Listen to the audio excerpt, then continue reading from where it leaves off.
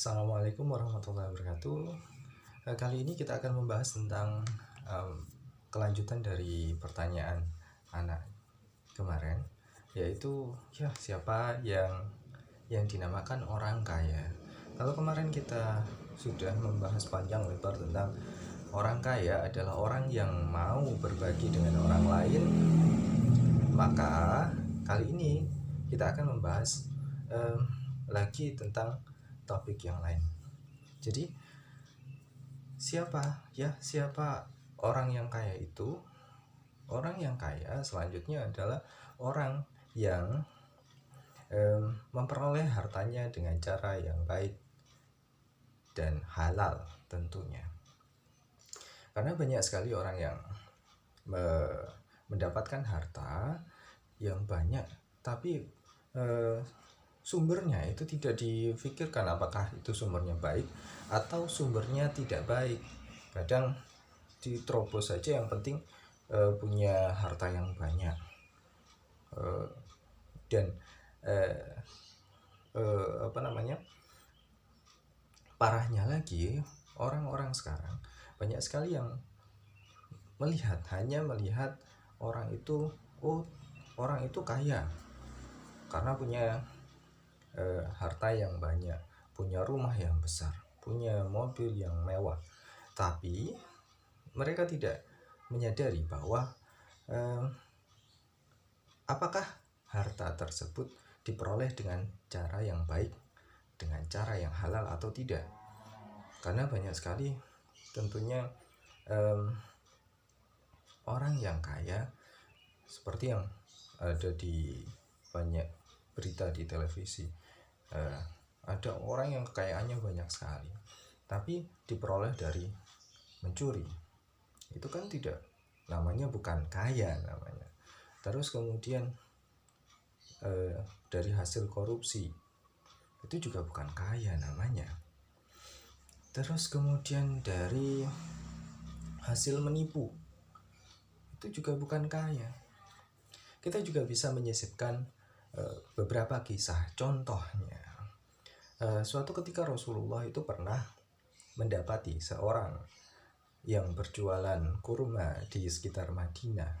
Terus kemudian dilihat kurmanya yang di atas itu baik, terus kemudian dikorek yang bawahnya, ternyata yang bawah itu busuk. Dan Rasulullah ketika itu langsung mengatakan bahwa orang yang tidak jujur dalam berdagang maka bukan termasuk golonganku, kata Rasulullah dengan marah. Itu menandakan bahwa kita tidak boleh mendapatkan harta dengan cara yang tidak baik, dengan cara menipu. Ada lagi contohnya, kisah dari Ibnu Sirin. Ibnu Sirin yang ketika itu menjual madu, kemudian madunya itu kemasukan tikus yang mati di dalamnya.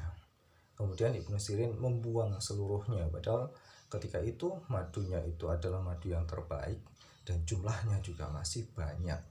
Itu baru didatangkan, baru dititipkan oleh seseorang.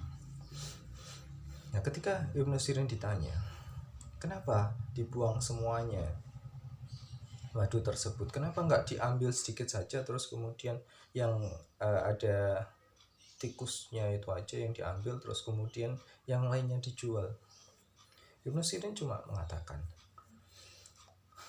saya tidak tahu sebelah mana yang kotor, yang najis. Nanti saya takut bahwa nanti akan membuat muslimin menjadi sakit. Itu adalah contohnya lagi. Contoh lagi, ketika Imam Nawawi secara tiba-tiba itu kehilangan kehilangan sorbannya. Dilihat ternyata ada orang membawa lari sorbannya. Kemudian Imam Nawawi secara tiba-tiba langsung lari mengejar pencuri itu. Setelah dikejar pencuri itu, bukan ditangkap, bukan diadili, bukan, tapi Imam Nawawi mengatakan bahwa saya ikhlas memberikan sorban ini kepada kamu. Itu adalah beberapa sebab kenapa kita harus memberitahu kepada anak kita. Harta banyak itu boleh, tapi yang paling benar adalah bagaimana cara kita untuk mendapatkan harta itu. Apakah harta itu kita dapatkan dengan cara yang baik, dengan cara yang halal, ataukah tidak? Karena kenapa? Karena kalau sudah harta itu didapatkan dengan cara yang tidak baik, maka itu namanya bukanlah orang yang kaya. Sekali lagi, bahwa harta yang tidak didapatkan dengan cara yang baik adalah bukan harta bagi orang yang kaya. Nah, sekian dari saya. Terima kasih sudah menonton. Billahi taufiq wal hidayah. Wassalamualaikum warahmatullahi wabarakatuh.